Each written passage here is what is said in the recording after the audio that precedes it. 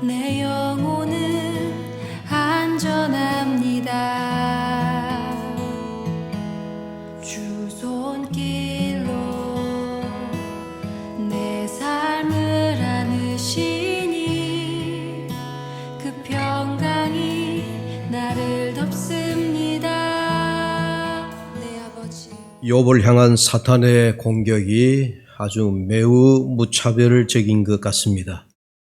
어쩌면은 이렇게 욥의 가정이 무너지나 할 정도로 하루아침에 욥의 가정이 엄청나게 큰 핍박을 당하고 또 그 가정이 무너졌습니다. 우리가 아는 대로 욥에게는 아들이 7이요 딸이 셋 이렇게 10자녀를 두고 있는데 이 10자녀가 정말 하루아침에 까닭 모르게 모두 잃게 되어집니다. 사탄이 가장 먼저 사랑하는 욥의 자녀들을 친 것입니다. 여러분, 사랑하는 자녀를 잃은 욥이 그 가슴이 얼마나 안타깝겠습니까? 그런데 욥의 고백은 놀라울 정도입니다. 우리가 지난 욥의 첫 말씀을 봤을 때 이런 말씀이 나왔죠. 이르되 내가 모태에서 알몸으로 나와 싸운즉 또한 알몸이 그리로 돌아가올지라.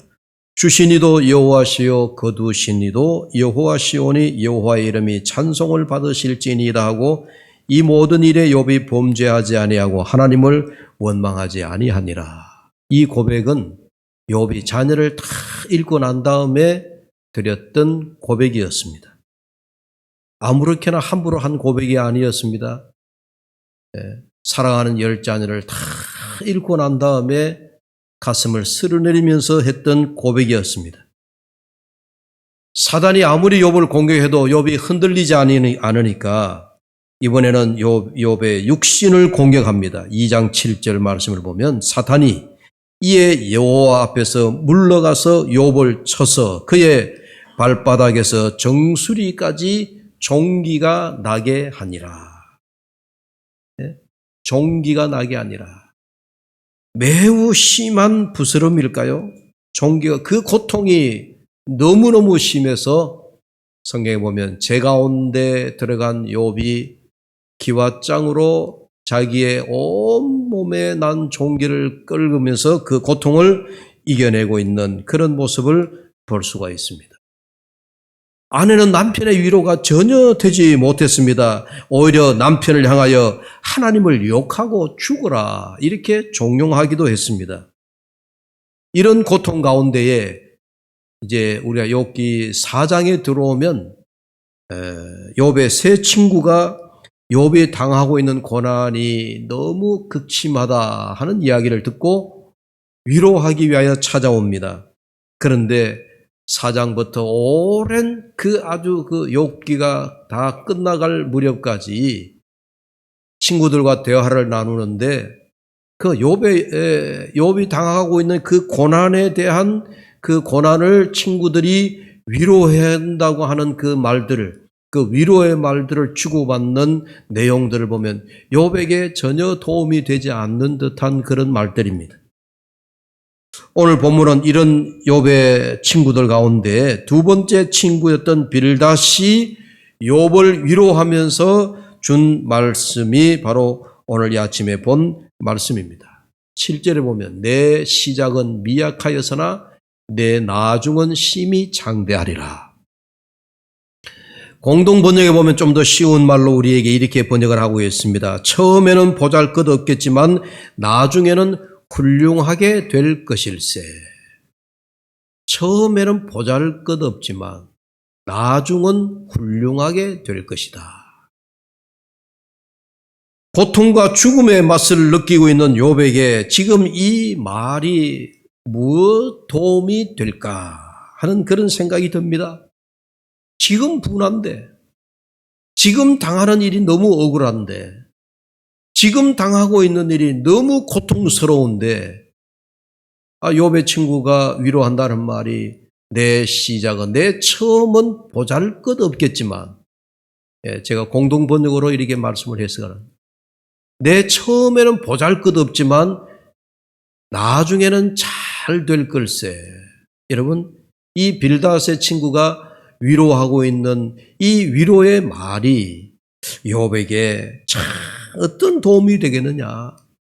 여러분 생각해 보세요. 지금 내가 너무 온통한데, 내가 지금 당하고 있는 고난이 너무너무 극심하고 어려운데, 야, 잘 참아보게나. 잘 참다 보면 좋은 세월이 오지 않겠느냐. 그런 말이잖아요. 자, 그런 말이 얼마나 위로가 될 것인가. 여러분, 참 궁금하잖아요. 여러분들이 그런 상황에, 욥과 같은 상황에 처했다라고 그렇게 한번 입장을 바꾸어 놓고 생각해 보면 이 친구의 위로의 말이 도움이 될까 하는 생각을 저 역시도 해보는 겁니다. 우리가 상갓집에 가서 흔히 하는 말이 있잖아요. 사랑하는 가족을 잃은 그 유족에게 하나님의 말씀으로 위로받으세요. 힘내세요. 그렇게 한번 문상하고 인사말을 건네고 돌아오는데 저 역시도 그래요.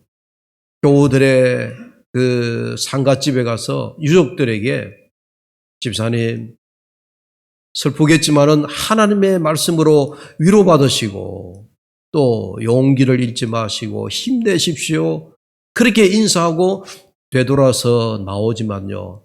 내 이 말이 유족들에게 얼마나 위로가 될 것인가. 여러분 사랑하는 남편을 잃고 사랑하는 아내를 잃고 혹은 사랑하는 부모를 잃은 그 유족에게 하나님의 말씀으로 위로, 물론 말은 맞잖아요. 그 말이 틀린 말은 아닙니다. 지금 욥의 친구들이 욥에게 와서 위로해 주는 말이 틀렸다는 얘기가 아니에요. 욥에게 정말 필요한 말입니다. 그런데 지금 이 현실이 욥이 당하고 있는 그 현실이 그런 그 위로의 말이 뭐가 도움이 될까? 상갓집에서 돌아 나올 때 늘 뒤통수가 좀 뭐라 할까요? 좀 땡긴다라고 할까요?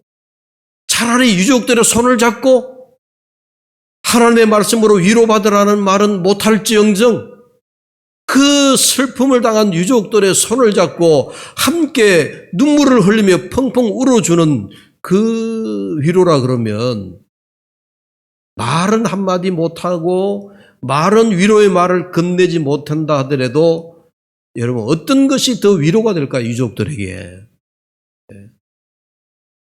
뭐가 어떤 아름다운 말로 그 슬픔을 당한 유족들에게 말을 해봐야 그 순간에는요, 그 위로의 말이 아마 이 마음에 들어오지 않을 겁니다. 그러나 손을 잡고 눈물이라도 흘리고 함께 아픈 마음을 나누는 뭐랄까요, 그런 어떤 그 행동, 아마 그것이 유족들에게 더 큰 위로가 되지 않겠느냐.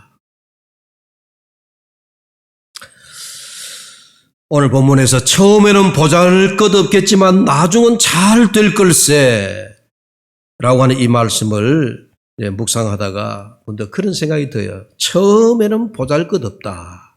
내 시작은 미약하다 하는 이 말씀. 이게 작은 것이 소중하다. 시작이 소중하다. 처음에는 보잘것없다라고 하지만은 그 처음 시작하고 처음 보여주는 그런 것들이 이게 참 소중한 것이구나. 이를테면 작은 것이 참 소중하다 하는 그런 생각이 문득 들었습니다. 여러분 생명의 씨앗도 마찬가지잖아요. 여러분 겨자씨가 얼마나 작아요. 그런데 성경에 비유해 보면 내 믿음이 겨자씨만한 믿음만 있어도 이 산을 명하여 저 바다에 던져 빠뜨리우라 하여도 그리 될 것이라. 이게 겨자씨만한 믿음. 그 믿음이 자라가지고 나중에 산을 옮길 수 있는 그런 큰 믿음으로 여러분 성장할 수 있다라고 하는 거잖아요. 생명의 씨앗은 작습니다. 이 작음의 비밀이에요. 우리가 작은 씨앗을 뿌리면 그 씨앗에서 싹이 나고 그 작은 씨앗에서 싹이 나고 난 이후에 여러분 싹을 트고 나면 그때부터는 나무로 조금씩 자라면서 나중에는 큰 나무가 되는 법입니다. 하나님의 원리도, 하나님의 나라 원리도 마찬가지. 그래서 예수님의 씨 뿌리는 비유를 통해서 작은 나무가 자라서 나무가 큰 나무가 되고, 큰 나무가 되면 그게 그늘이 드리워지고, 그늘이 드리워진 그 큰 나무에 새들도 와서 집을 짓고, 사람들도 그 나무 그늘 아래에서 쉼을 누리고, 이 하나님 나라 비유였잖아요. 하나님 나라가 처음부터 뭐 이렇게 우리에게 크게 와닿는 게 아니에요. 작은 것에서 시작해서 하나님의 나라가 이루어진다라고 하는 그런 비밀을 예수님이 우리에게 말씀하셨습니다. 아이들이 우리 김 목사님네 그 둘째 주성이가 뭐 까다하게 젖 먹던 애가 요즘 그래가지고 들어오면 목사님과 인사하는 거 보면 벌써 저렇게 컸나? 예. 오늘 이재 집사님이 손자가 왔는데 제가 신방 갔을 때 까난 애기 같이 조그만 했는데 오늘 키가 얼마나 크게 따라 들어왔어요. 벌써 5학년이에요? 6학년이에요? 아이들이 자라는 거 보니까 아이고 저 할머니가 늘 품에 안고 조그만하게 키우던 게 벌써 여러분 작은 아이들이 자라가지고 어른이 되잖아요. 이 자금의 비밀이 얼마나 놀라운지 모릅니다. 맹자에 보면은 어리석은 농부 이야기가 하나 나오는데 밭에 씨를 뿌리고 나가가지고 기다린 끝에 싹이 났는데 생각만큼 빨리 자라지 않았어요. 성질이 급한 농부가 밭으로 나아가서 어린 싹을 잡아 당겼어요. 그리고 집에 돌아와서 아들에게 아들아 내가 오늘 큰 일을 했다. 오늘 내가 밭에 가서 싹이 올라왔는 그 작은 싹들을 내가 다 잡아 당겼다. 빨리 자라라고. 아들이 놀라가지고 밭에 나가보니까 햇빛이 나면서 그 아버지가 손으로 잡아 당긴 싹들이 전부 다 말라 죽어버린 거예요.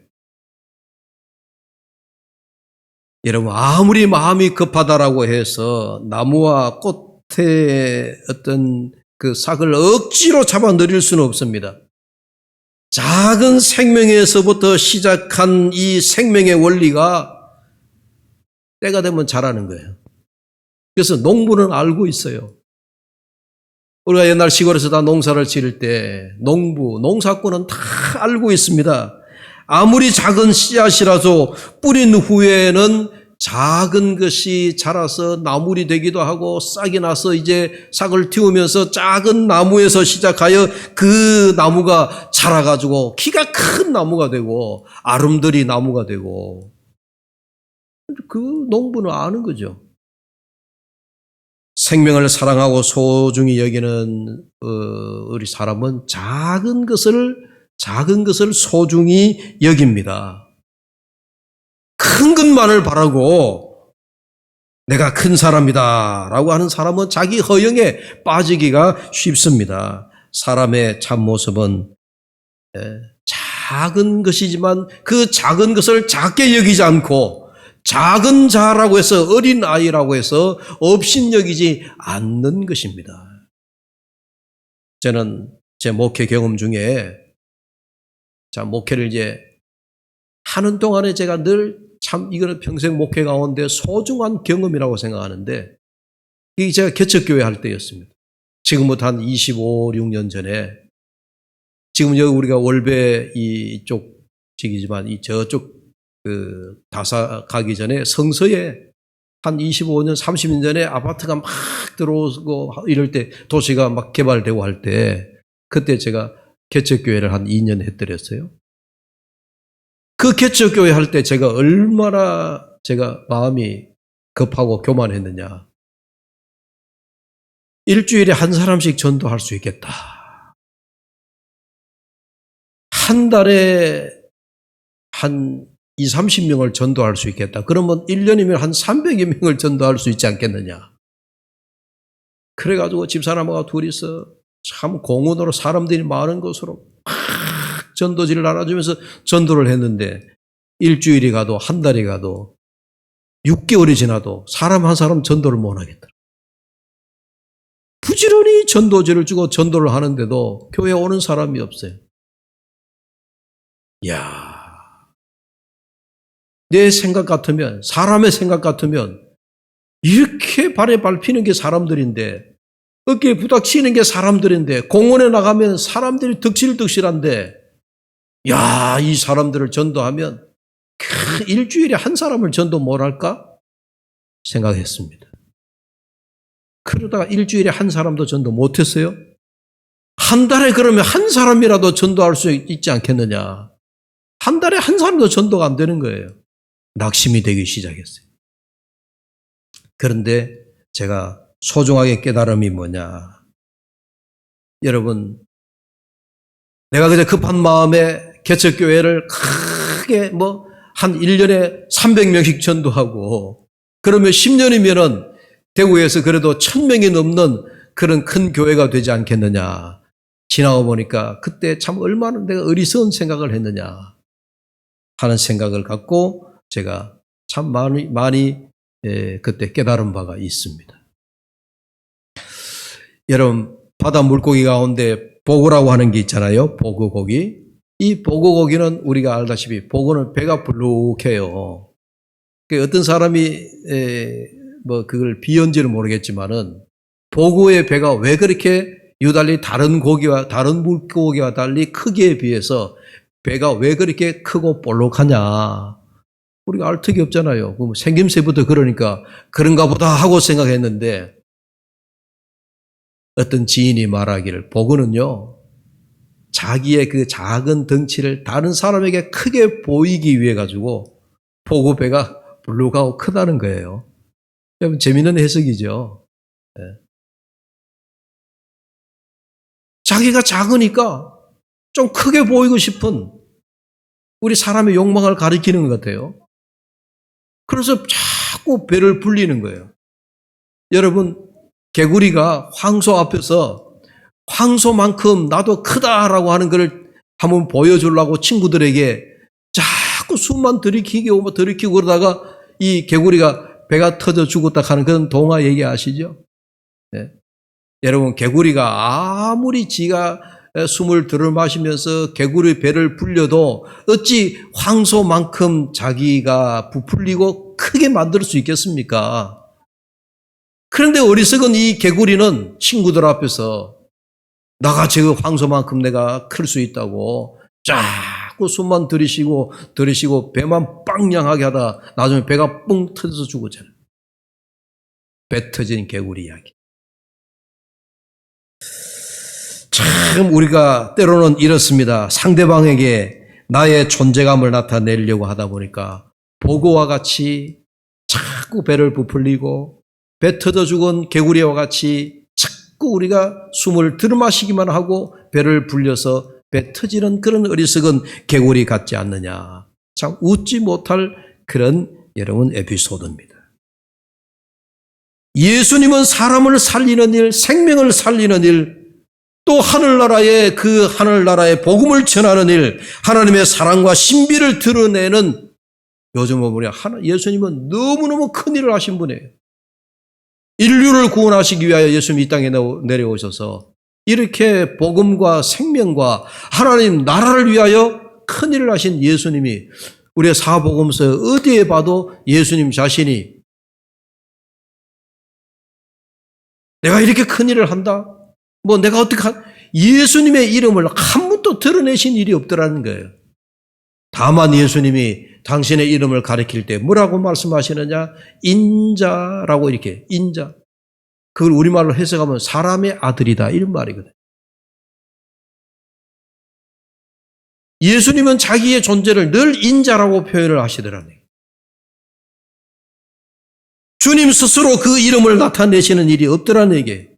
그러면 뭐냐? 예수님은 오직 하나님의 이름만 드러내고 싶었을 따름입니다. 나는 그분의 아들이지만 나의 존재는 온데간데 없고 오직 하나님만 드러내기를 원하더라. 달리 표현하면 하나님의 영광만을 위하여 하나님 나라를 세우기 위한 일에만 예수님의 존재를 나타내시더라 이야기입니다. 그런데 우리 사람은 어떻습니까? 너나 할 것 없이 이 땅에 우리가 짧은 인생을 왔다가 가는데 너나 할 것 없이 모두 자기 이름을 나타내고 싶어요. 모두가 자기 이름을 이 땅에 남겨놓고 싶어요. 자기 이름을 세상에 알리려고 안간힘을 쓰더라는 얘기입니다. 이런 우스운 일이, 이런 우리 교회도 이런 일이 있게 되는 겁니다. 우리 교회에서도 이런 문화가, 예를 들면 우리가 노회 가면은 원로 목사님, 공로 목사님들이 참 많으셔요. 네.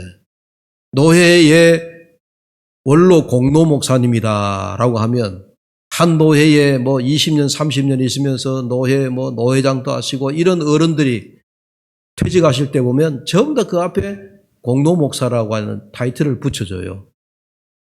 그런 노회 회계에 보면 그 원로 공로 목사님들이 나와서 인사를 하시는데 한 30명씩 나와서 인사를 하는데 그때마다 제가 느끼는 게 뭐냐면 참 우리 목사님들이 참 공로를 좋아하신다. 내 공로다는 걸 나타낸다는 게. 그래서 우리가 그 호칭 앞에 붙인 이름이 참 뭔가 나타내려고 하는 거예요. 우리 교회 안에는 또 20년이 시무기간이 지나고 나면은 목사도 원로 목사도 있고 장로님들도 원로 장로라고 하는 게 있어요.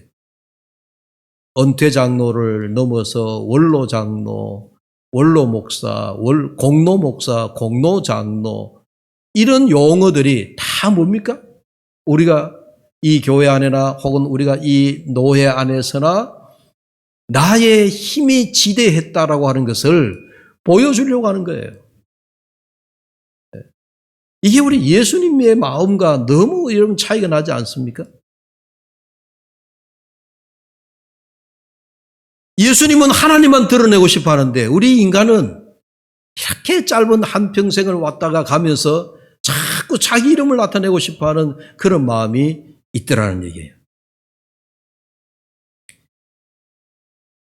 내 시작은 미약하였으나 내 처음은 보잘것없으나 네 나중은 잘 될 걸세. 여러분, 저는 이 성구를 보면 그런 생각이 듭니다. 우리 교우들의 가정에서 이제 사업장, 소위 말해 개업을 하시잖아요. 그죠? 회사를 창업하시거나 또 어떤 그 장사를 하시거나 그럴 때 이제 개업 예배 드릴 때 가지고 가는 성구 가운데 하나가 이 문구가 쓰여진 성구예요. 내 시작은 미약하였으나 내 나중은 창대하리라. 시작하는 이 사업은 처음에는 보잘것없이 시작하지만 시간이 지날수록 이 사업이 크게 확장이 되고 크게 성장하고 부흥이 되라고 하는 그런 하나님의 그 축복의 마음을 담아서 이 성구를 많이 전달해주고 또 그런 마음을 가지고 개업 예배를 드리고 축복 기도해 주는 때가 많습니다. 물론 맞습니다.